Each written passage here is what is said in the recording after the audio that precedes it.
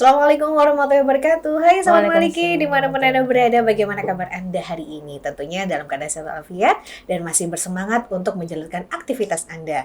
Berbicara soal aktivitas, saat ini saya sudah bersama dengan dua narasumber. Kalau biasanya cuma satu, sekarang dua ya, jadi agak ramai studionya. Dua perempuan yang sangat luar biasa di lingkungan UIN Maulana Malik Ibrahim Malang. Saya akan men-spill dulu, namanya beliau adalah yang pertama, Ibu Ita Hidayatul Solihah SAGMM. Beliau adalah Kepala Bagian Umum UIN Maulana Malik Ibrahim Malang. Dan satunya adalah Ibu Aulia Fikriani Muklis MT. Nah, beliau ini ternyata ada beberapa yang jabatannya sangat beberapa yang kita sebutkan. Salah satunya adalah Kepala Program Studi Teknik Lingkungan. Mungkin kita tahu ya, ada di Kampus 3, dosen Teknik Arsitektur, dan juga Ketua Green Campus UIN Maulana Malik Ibrahim Malang. Penasaran nggak? Penasaran ya? Coba kita sapa terlebih dahulu. Assalamualaikum. Waalaikumsalam. Wah, ini kita senada ya? Agak soft ya? Iya. Kayaknya kita lagi ladies banget ini ya. Ini kayaknya untuk hari perempuan ya. Betul sekali, Mam. Kalau kemarin kita sudah di April ya, memperingati Hari Kartini, dan tentunya kita bersemangat untuk acara hari ini. Bagaimana kabarnya hari ini? Alhamdulillah. Alhamdulillah. Mbaknya gimana kabarnya? Harus ceria nih, Mam, untuk menyemangati Ibu Ita dan juga Ibu Aul. Mungkin saya panggilnya seperti itu aja ya. Baik, kita akan berbicara soal Green Campus UIN Maulana Malik Ibrahim Malang. Sebelumnya, kan kita sudah mengenal bahwa Green Campus ini sudah kita laksanakan di tahun kemarin ini. Sebenarnya hubungannya Green Campus ada nggak sih untuk berkelanjutan selanjutnya? Atau mungkin hanya stagnan di sini aja, atau mungkin ada event-event berikutnya. Tapi sebelum itu kita akan membahas lebih dahulu, apakah Green Campus itu dulu? Bagaimana nih, Bu? Oke. Saya boleh jawab ya, ya? Boleh. Saya melengkapi. Betul, iya. Ya, secara umum Green Campus itu seperti pada dasarnya konsep arsitektur hijau atau konsep yang berkelanjutan dari unsurnya dari situ dulu keberlanjutan. Jadi cuman konsep keberlanjutan itu ditetapkan di dalam kampus sehingga jargonnya kebiasaan banyak yang dipakai adalah Green Campus. Di mana proses-proses untuk proses-proses untuk lingkungan, memperkuat lingkungan, memperbaiki lingkungan itu diberdayakan di kampus, dilakukan di kampus gitu. Nah, nanti banyak tuh konsepnya seperti apa. Kenapa harus ada Green Campus? Karena sebenarnya lingkungan yang baik itu akan membentuk mahasiswanya, usernya, pengguna gedungnya, akan memberikan kesehatan mental gitu. Secara nggak langsung. Mungkin orang nggak sadar, tapi justru itu yang tujuannya harus dibentuk kesehatan mental sehingga dia bisa melakukan pembelajaran dengan baik. Untuk dosennya dia bisa melakukan proses pengajaran dengan baik gitu. Yang tujuannya adalah untuk menghasilkan well-being, jadi kesejahteraan. Baik, itu yang akan kita rasakan nanti ya. Iya. Kalau dari bagian sendiri, itu bagaimana nih, Bu? Sebenarnya tujuannya sama dengan yang disampaikan Bu Aul, tapi saya lebih mengambil sisi lain ya, bahwa ini adalah salah satu kebijakan besar. Kita menindaklanjuti dari Asta Cita dari Presiden ya, terus diturunkan kepada Asta Protas. Asta Protas, Asta dia kan 8, Protas program prioritas Kementerian Agama. Nah, ini sangat berkaitan atau sangat erat hubungannya dengan Asta Protas yang di bidang ekoteologi. Kita tahu pada bulan kemarin ada surat edaran dari Sekjen untuk melaksanakan kegiatan penanaman 1000 matoa dan itu dilaksanakan serentak seluruh Kementerian Agama, mulai dari Satker PTKIN ataupun Satker di luar PTKIN dari Kanwil, Dirjen-Dirjen dan lain sebagainya. Itu dilaksanakan secara serentak. Kalau nggak salah pas Hari Bumi ya, Mami? Dilaksanakan bersamaan dengan Hari Bumi tanggal 22 April kan. Iya, itu sangat pas banget gitu. Itu kalau dari segi landasan hukumnya, landasan dasar hukumnya. Baik. Kita sebelum berkelanjutan untuk membahas Green Campus, kita lihat ini dulu ya. Ada kampus hijrah. Saya pikir hijrah itu berpindah. Kan biasanya kita kenalnya seperti itu. Ternyata ada apa istilahnya ya? Ada artinya. Ternyata H sendiri adalah hidup, J-nya adalah jaga, ramah, hijaukan kampus. Ini dari tagline ini apakah yang akan dipakai untuk membangun Green Campus? Iya. Mungkin seperti itu. Iya. Jadi kalau saya lihat itu tagline-nya artinya begitu, tapi secara filosofis hijrah itu memang kan berpindah ke sesuatu hal yang lebih baik. Jadi misalnya kita sekarang hanya di sini ya, kita harus memberikan efek terhadap lingkungan kita seperti apa. Artinya berpindah kepada sesuatu yang lebih baik yang akan dirasakan oleh Civitas Akademika. Oke, entar nanti kita yang rasakan itu ya. Iya, beberapa tahun lagi nih Mam ya. Bertahun-tahun mungkin akan bisa baru dirasakan Karena programnya gitu. ini harus berkelanjutan, tidak Iya. hanya stagnan sampai hanya tahun ini saja, nggak bisa seperti itu. Seperti pergerakan yang tahun lalu nih, kalau kita flashback di 17 Agustus serentak se-Indonesia menuangkan untuk ekoenzim ya. Ekoenzim, cairan ekoenzim. Iya, itu salah satu pertama kali dilakukan Green Campus, betul kan Mam? Seperti apa? Atau sebelumnya ada yang dilakukan sebelum Mungkin itu kalau secara serentak baru kelihatan ya. Kalau hal-hal lain sudah banyak yang kita lakukan sebenarnya. Cuman kalau di ranking secara ada rankingan dari UI Krimenetik mungkin kita belum optimal, tapi kita sudah berupaya kita sudah rankingnya udah naik gitu. Banyak sih sebenarnya, sudah banyak gitu. Salah satu mungkin kalau kita jalan-jalan di lingkungan kampus nih ya, ada kayak tempat pembuangan botol itu ya. Iya, salah benar-benar. satunya seperti itu ya mungkin. Terus juga penanaman pohon yang dilaksanakan kemarin. Iya. Baik, kita akan berbicara soal Green Campus sendiri. Bagaimana green design yang akan dibangun untuk Green Campus ini? Nah, itu. Nah, ini konsep ini berarti. Iya. Kalau Kita dia pengen tahu langsung seperti bicara apa konsep konsepnya. desainnya. Iya. Bagaimana? Sebenarnya konsep Green Campus itu bukan hanya bermula ketika ada pelantikan sebagai ketua Green Campus gitu, enggak. Tapi sebenarnya kampus 3 master plan-nya sudah diusung dengan menggunakan konsep Green Campus. Jadi itu tahun berapa tuh Bu Ita tuh? Kita bikin master plan kampus 3 tuh udah 2018 ya. ya. Ya, jadi itu merupakan salah satu upaya kita untuk mencoba untuk berusaha menerapkan Green Campus dari master plan-nya sendiri gitu. Jadi kalau misalnya kita lihat dari konsep green design-nya, ya ada beberapa sebenarnya. Dan kita biasanya merujuk pada prinsip-prinsip di apa itu namanya ya?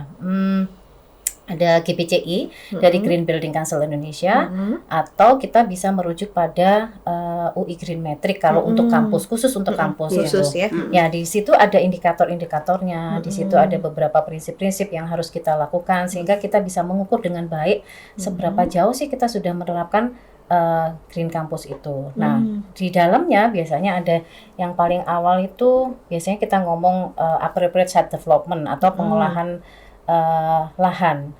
Jadi sebenarnya dalam pembangunan sebuah kampus itu kita tidak hanya serta-merta membangun gitu. Bangunannya harus ini A, B, C, enggak boleh gitu. Tapi kita harus memikirkan dampak pembangunan itu seperti apa. Sehingga kita harus menyediakan yang namanya area-area hijau, green belt. Kemudian kita juga harus memikirkan apa namanya? Tadi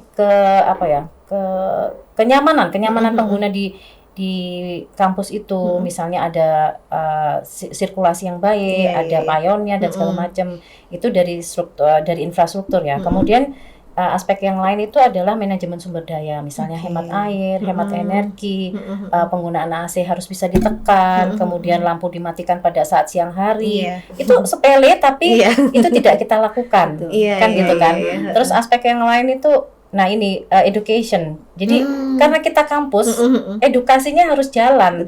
Kalau tidak ada edukasi, maka program ini tidak akan berjalan. Nah, edukasi itu nantinya akan merubah jadi habituation, menjadi sebuah habit gitu, menjadi sebuah kebiasaan. Nah, kalau itu tidak dinyatakan di dalam green design, di dalam visi misi, di dalam strategi apa Bu namanya Bu? Rencana strategi Kampus, maka ya tidak akan terlaksana, hanya strategis aja yang tidak bisa dirasakan oleh seluruh kampus Civitas Akademika atau tidak bisa dilaksanakan secara bersama-sama gitu. Itu sih antara lain ya, tapi kalau mau diceritakan banyak banget tuh nanti satu SKS nanti ya. Satu SKS ya. Ada. Nah, bagaimana kalau ini tadi berbicara soal desainnya. Bagaimana kalau dari bagian umum sendiri nih Mam, untuk tahapan jangka pendeknya mungkin ada kali ya tahapannya? Bicara tahapan jangka pendek pasti ada Mbak Ime ya. Dan itu sebagaimana disampaikan Bu Aul tadi, semua tahapan-tahapan itu ada. Kita lakukan. Sebenarnya ini sudah kita lakukan, tapi dengan adanya program hijrah seperti yang sampaikan tadi, hijrah itu kan secara bahasa itu adalah perpindahan. Ya, bukan berarti perpindahan itu yang sebelumnya jelek menjadi yang sebelumnya tidak dilakukan menjadi dilakukan atau bagaimana, tapi itu kita mempunyai arti yang sangat luas ya. Dari yang sebelumnya kurang baik atau perlu ditingkatkan. Nah, gerakan hijrah ini kami memilih akronim yang kira-kira bisa dipahami dan gampang dilafalkan gitu ya. Jadi kalau kita sebut hijrah, oh hijrah adalah hidup, jaga, ramah, hijaukan kampus, ya kan? Kenapa harus hidup? Ya kita harus menjaga alam sekitar ini, gitu kan? Terus ramah, gitu. Bagaimana kita memperlakukan alam kita, ya kan? Dengan cara tidak semacam membakar sampah dan sebagainya. Karena pada dasarnya sampah itu tidak harus dibakar. Bahkan ada di salah satu kota di Malang ini yang membakar sampah itu didenda. Iya, didenda, ya kan? Didenda itu polusi, tidak ramah karena akan menimbulkan polusi. Nah, itu kita biasakan, itu menjadi habit ya, habit. Sebenarnya kita sudah melakukan itu sudah sangat lama, tapi kalau menjadi habit ya kan dan dituangkan dalam sebuah aturan, pedoman, itu akan menjadi aturan, ya toh, menjadi istilahnya guideline bahwa nanti nggak boleh loh kayak gini, nggak boleh. Mana sih aturannya, kan kita manusia gitu ya Bu Aulia. Kalau kita nggak ada aturannya, udah nggak ada aturannya aja kok. Nah, gitu ya, seenaknya sendiri, sehingga nanti kita akan membuat panduan. Kita sudah banyak melakukan aktivitas-aktivitas terkait Green Campus, tapi panduan kita tidak ada. Panduan kita tidak ada. Ini belum terbentuk. Terbentuk. Sebenarnya sudah ada dalam pikiran kita. Seperti yang sampaikan Bu Dr. Aulia itu. Iya, belum tertuangkan secara tertulis dan nantinya akan menjadi surat keputusan rektor. Nah, artinya kalau sudah menjadi surat keputusan itu kan perintah ya kan. Sifatnya mandatori dari pimpinan kepada seluruh sivitas akademika untuk dipedomani. Baik itu terkait dengan pembiasaan, perilaku, dan bahkan nanti sampailah kepada riset dan penelitian pengajaran. Sesuai dengan tugas kita di perguruan tinggi kan ada 3 ya kan. Pendidikan, pengajaran, penelitian, dan pengabdian masyarakat.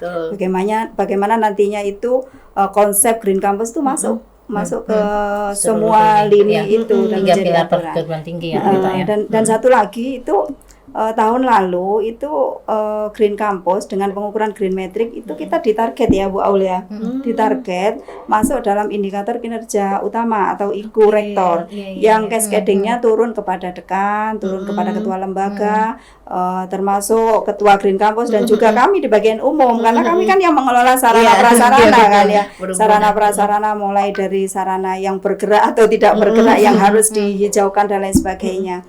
Itu alhamdulillah target kita tercapai ya Bu Aulia, dari target peringkat 75 menjadi 59. Semakin naik. Semakin itu lompatan yang luar biasa. Luar biasa. Susah untuk menaikkan 1 poin itu. 1 poin aja. Makanya kemarin kita juga sempat membahas ya apa sih kekurangannya untuk mendapatkan yang lebih baik. Nah, itu adalah salah satu tagline ini hijrah. Kalau kemarin 59 bukan berarti kita harus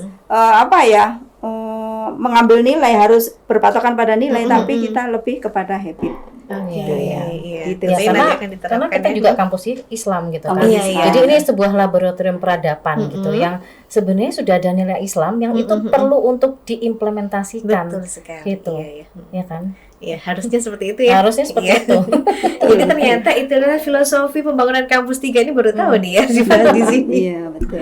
Baik, saya akan melanjutkan kembali. Nah, mengapa sih sangat penting dilaksanakan Green Campus di lingkungan kita sendiri nih? Oke.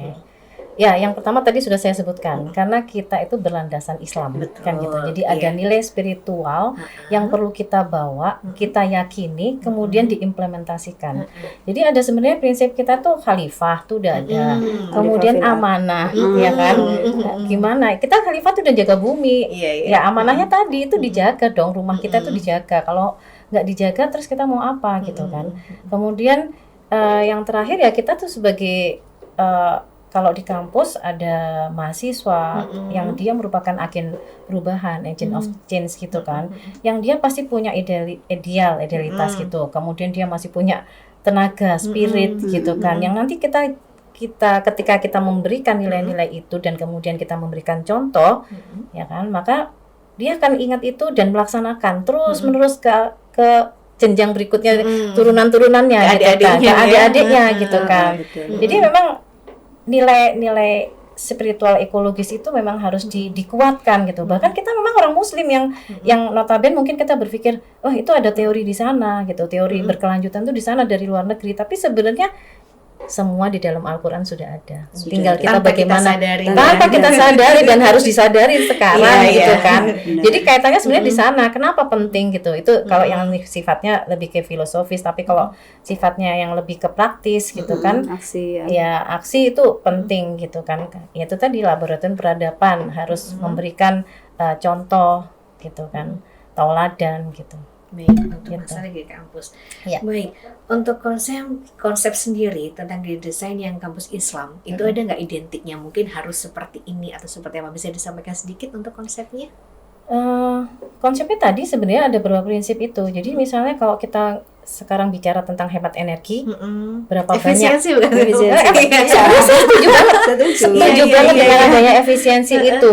Kita selama ini kalau nggak sadar ya, Iya. secara nggak langsung nih, Mm-mm. kita tuh orang yang apa ya, menggampangkan ya kayak, oh nggak apa-apa, panas nyalain AC aja gitu. Iya, betul. Ya kurang terang dikit, nyalain aja lampunya gitu. Padahal sebenarnya dampaknya adalah terhadap pembiayaan listrik tuh. Iya, betul. Ya kan, Sangat sangat besar gitu.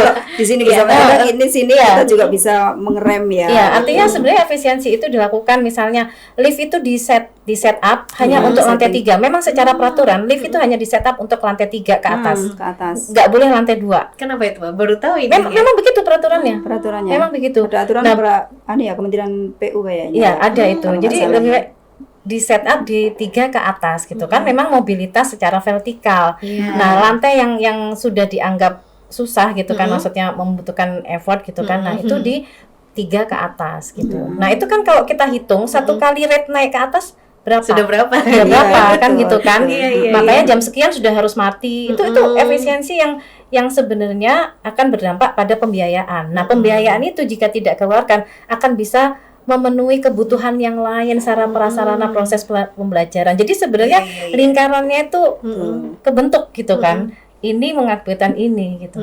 Jadi kerangkanya rantainya berjalan Rantainya ya. berjalan Nah. tuh gitu. Baik, untuk dari Sarana Prasarana sendiri nih, Mam, yang sudah dilakukan saat ini untuk memenuhi Green Campus ini apa? Banyak ya sarana penunjang, sarana yang sudah kita bangun ya. Salah satunya itu rencana kita nanti ke depan ya, rencana ke Planningnya depan, planningnya sesuai yang ada dalam tahapan-tahapan kami itu. Kami mempunyai beberapa tahapan. Program hijrah ini punya tahapan ya, tahapan jangka pendek, jangka menengah, dan jangka panjang. Kalau jangka pendek ini pertamanya kita terkait koordinasi. Kita sudah lakukan ya kemarin koordinasi kita melibatkan stakeholder internal dan juga eksternal. Siapa itu stakeholder internal? Ada yang dari dosen ya, beliau-beliau ini termasuk Bu Aul dan juga salah satu beberapa PIC lain ya, mulai terkait dengan pengukuran dalam green metric. Yang kedua juga mahasiswa. Kita melibatkan mahasiswa itu dari mahasiswa pencinta alam dan juga mahasiswa lingkungan ya, biologi ya. Ada Biologi ya, ya. komunitas-komunitas tertentu yang Komunitas-komunitas tertentu yang peduli terkait lingkungan. Lah, sebenarnya program ini bisa mengelaborasi program-program adik-adik mahasiswa kita. Kemarin sempat disampaikan juga bahwa dalam rangka salah satu contoh ya, dalam rangka memperingati Hari Bumi, mereka melakukan aksi zero emisi. Zero emisi. Mereka menyetop kendaraan dari sini ke sana. Dan mereka merasa kesulitan. Kenapa kesulitan? Karena secara kampanye atau sosialisnya kurang besar, sosialnya kurang masif gitu ya. Akhirnya kami sarankan kemarin kalau ada programnya seperti itu inline dengan program kita, ayo kita jalan bareng gitu kan. Kolaborasi ya. Iya, ada Green Volunteer, kita menyebutnya Green Volunteer, dan juga ada tim task force yang nanti akan berkolaborasi mulai dari unsur dosen, tenaga kependidikan, pegawai, dan juga dari mahasiswa sendiri gitu. Jadi kita berkolaborasi mewujudkan kampus hijau di UIN Maulana Malik Ibrahim Malang. Nah, adapun tahapan-tahapannya seperti yang sampaikan Mbak Ime itu ada dalam tahapan jangka pendek, seperti nanti akan kita terbitkan pedoman ya. Karena dengan pedoman itu kita punya guideline. Guideline bagaimana sih kampus hijau. Nah, nanti beda lagi dengan grand design, beda. Ini sudah ranahnya arsitektur kalau saya tidak paham, keilmuannya berbeda ya. Beda rumah ya. Beda rumah. Tapi itu inline dengan green campus karena nanti akan masuk green building ya kan. Dan lain sebagainya. Jangka pendek ini kita akan melakukan sosialisasi tentunya, penyadaran Bukannya tadi tidak sadar, tidak, tapi kita lebih memasifkan dengan melibatkan semua unsur dosen, unsur pegawai dan juga unsur mahasiswa dengan melakukan penanaman pohon. Dan juga salah satu yang ada di sini ini itu ajakan membawa tumbler. Iya, kenapa begitu? Kalau kita bawa tumbler, kita nggak menggantungkan nih nanti rapat ada kok minumnya. Itu air minumnya dari mana tuh? Dari plastik. Sampah lagi, ya kan? Sampah lagi. Sementara kalau kami di operasional itu sangat tahu, sangat paham berapa pembiayaan pengelolaan sampah tiap bulan. Saya kaget pada saat kita lihat, makanya dengan melihat fenomena yang ada, karena kita punya mahasiswa mahat yang di kampus 1 itu 3.800, yang di kampus 2 ada 350, yang di kampus 3 ada 1.500 mahasiswa. Bisa kita bayangkan, mereka setiap hari kan mengkonsumsi minum minuman aqua. Setelah itu beli makan ya kan, dibungkus dengan styrofoam. Bawa pakai plastik lagi. Itu peleburannya sudah beberapa tahun. Nah, makanya kita perlu membuat gerakan hijrah untuk menyadarkan, untuk menjadi habit bahwa hal tersebut akan menyumbangkan dampak negatif ke depannya. Seperti itu. Baik, kalau kita berbicara kembali lagi soal tumbler tadi yang dibawa, dan itu ternyata efisiensi juga ya Mas selama ini tanpa kita ketahui. Kalau Mbak tahu kan di beberapa titik mahat sudah ada air isi ulang. Mungkin nggak banyak tahu ya anak-anak aja ya. Betul. Gitu. Mungkin kita perlu tambah lagi kita memang itu salah satu program kami juga akan membangun beberapa titik instalasi air siap minum maksudnya.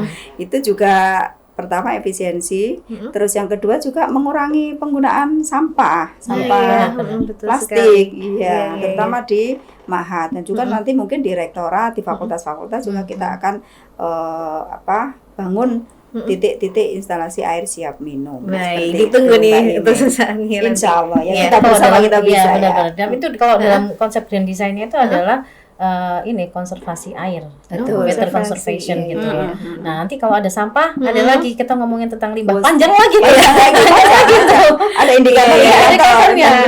Nanti bicara lagi tentang listrik tadi, itu hemat energi, ada lagi itu. Kembali lagi soal tadi volunteer yang disampaikan, mahasiswa boleh gabung sama kita. Boleh dong. Caranya kayak gimana nih? Ada nggak bisa disampaikan mungkin? Jadi gini, untuk mahasiswa memang kita rekrut ya, kita mencari informasi dari salah satunya itu dari UKM ya, unit kegiatan mahasiswa itu salah satunya Mapala, dan juga ada dari teknik lingkungan dan juga teknik arsitektur, karena nanti itu ada kaitannya. Tapi boleh. Yang lain terbuka lebar geologi misalnya. Mau gabung silakan. Caranya gimana nih? Nanti kita akan berikan informasi ya, bukan di sini ya, nanti ramai pada kesini semua. Artinya kalau kita sama-sama gerakan secara masif, terutama menyadarkan ke mahasiswa kan, karena kita ini di kampus ini kan yang lebih banyak penghuninya adalah mahasiswa. Iya. Jadi dosen tetap, pegawai juga tetap, tapi kita bangunlah dari adik-adik kita. Kalau adik-adik kita sudah sadar, nggak mungkin lah kita dosen dan pegawainya tidak akan ini ya, harusnya malah memberi contoh gitu deh. Baik, ada nggak sih tugas dan tanggung jawab dari volunteer sendiri nih, Mam? Salah satu tugas yang nyata, aksi nyatanya dia menjadi aksi perubahan. Iya, dia harus menjadi contoh. Pahlawan ya, role modelnya. Role model. Iya, jadi mereka bisa mempengaruhi. Sekarang anak-anak Gen Z itu kan nggak bisa kalau orang kayak kita orang tua ini yang ngomong kan. Kalau temannya ngobrol aja, tapi kita dukung. Iya kan, kayak kegiatan anak-anak mahasiswa kalau kita nggak dukung dari istilahnya dari rektorat atau dari fakultas itu mereka akan merasa sendiri ya, programku kok butuh sendiri diapresiasi. Betul. Sebenarnya sumber daya kita itu sangat besar kalau kita bisa menggerakkan apapun itu. Seperti yang dilakukan dari tim Green Campus tahun lalu itu belajar mengelola sampah. Mengelola sampah, dan itu menjadi program kita juga nanti di Hijrah Campus ini, mulai dari itu akan nanti di tahap menengah ya. Tahap pertama ini sosialisasi, menyusun dokumen, aksi nyatanya penanaman pohon, pohon.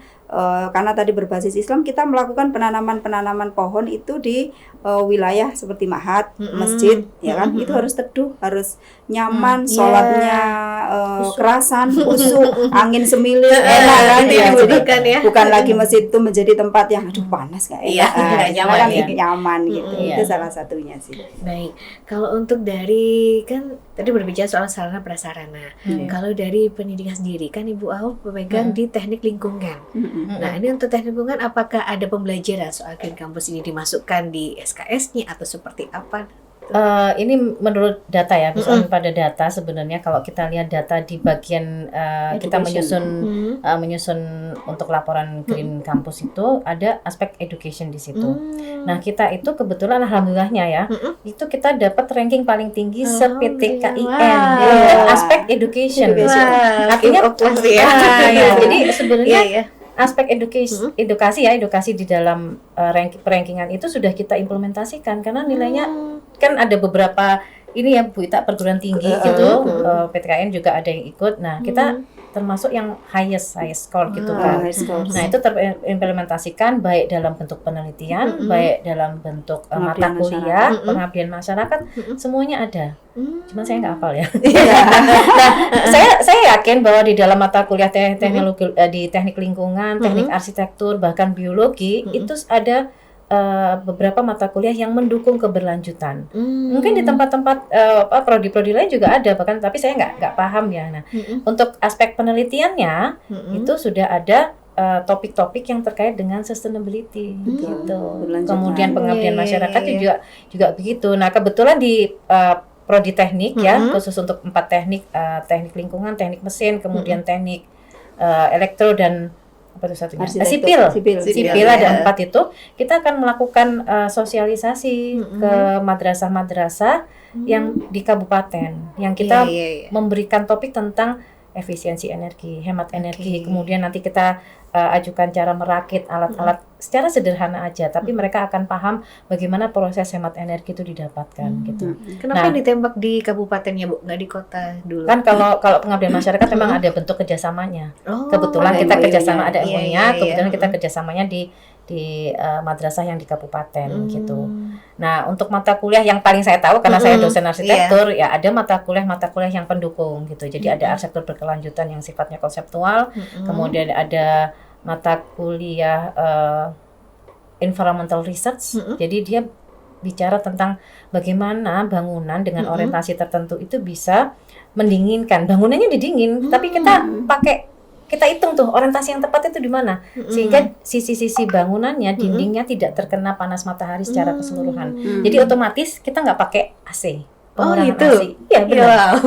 Ada semua aplikasinya kita lakukan, kita simulasikan gitu. Ada. Nah, itu salah satu contohnya karena kebetulan saya di arsitektur ya. Kalau di tempat lain saya yakin ada. Pasti ada. Itu apakah nanti akan diterapkan juga di kampus kita yang kampus 4 ini, Mam, yang ada di Turen ya? Pastinya seperti itu. Jadi kalau bicara kampus UIN itu kita meliputi 4 tempat ya. Karena UIN itu ada di Malang Raya. Tersebar ya. Iya, kan di kampus 1 ada berapa hektar itu? Sekitar 14. Kampus 2 juga. Kampus 3 110 hektar. Kampus 4 kita ada 12 hektar. Dan semuanya sudah menjadi milik UIN dan bersertifikat UIN dan sudah sah menjadi tercatat BMN-nya UIN atas nama Kementerian Agama. Nah, kalau sudah seperti itu kan amanah ya. Amanah besar untuk mengembangkan kampus kita yang berbasis Green Campus tadi itu. Dan juga nanti kedepannya ini kan kita membuat pedoman ke kampus Green Campus berbasis Islam. Nah, nanti next narasumber berikutnya itu akan berbicara Green Campus berdasarkan fikih lingkungan. Bagaimana sih ini apa hubungannya dengan ajaran-ajaran Islam? Sebenarnya efisiensi yang disampaikan Bu Aul itu sangat tepat dengan larangan kita yang ada dalam Al-Qur'an. Itu kan ada israf ya. Israf itu untuk dilarang berlebihan. Wala tusrifu innallaha la yuhibbul musrifin. Jangan berlebih-lebihan penggunaan listrik, penggunaan air. Nah, kenapa kita di program jangka pendek itu ada nanti audit energi listrik, energi air. Nah, selama ini kita lihat ya indikator penilaiannya, kita lihat boros itu dari mana ya, dari pembayaran kan, dari biaya operasional yang kita keluarkan. Nah, kita tahunya bagaimana cara mengerem itu ya, kita audit dulu berapa sih jumlah mahasiswa dengan jumlah sekian itu membutuhkan debit air berapa. Setelah kita audit, kemudian kita lakukan langkah-langkah untuk melakukan hemat, efisiensi dan tidak israf tadi itu, tidak berlebihan tadi itu. Gitu sih kira-kira. Baik ya. Untuk jangka pendeknya tadi udah disampaikan. Kira-kira setelah ini akan ada gebrakan apa nih untuk Green Campus sendiri? Paling dekat kayaknya penanaman pohon ya. Penanaman kita, ya. pohon. Kita punya kampus 3 ya, kampus 3 yang kampus Arohim 3. itu. Iya, Itu iya. masih kering kerontang ya. Iya, kering kerontang. Iya, iya, iya. Bangunannya udah keren kan, Iya. jadi masih sangat panas. Kalau kita masuk di kawasan itu kan masih belum dingin ya, belum dingin. Jadi kita akan melakukan penanaman pohon ya dalam waktu dekat ini secara serentak. Kebetulan kita juga ada kerjasama dengan stakeholder luar. Salah satunya habis ini kita mau ketemu dengan Kepala Dinas Lingkungan Hidup Kota Batu. Nah, minggu depan kita sudah janjian juga dengan Kepala Dinas Lingkungan Hidup Kota Malang. Nah, kemarin tadi malam juga Bu Aul sudah memberikan ide baru lagi. Apa lagi nih? Iya, ide baru lagi. Kita lebih mengepakkan sayap untuk mendapatkan bukan bantuan ya, semacam kita kerjasama lah, kolaborasi program. Sebenarnya mereka program dari Kementerian Kehutanan, Kementerian Kehutanan itu kan pasti penyebaran bibit kepada istilahnya yang membutuhkan. Nah, kita ini salah satu orang yang butuh, terutama di kampus 3 itu.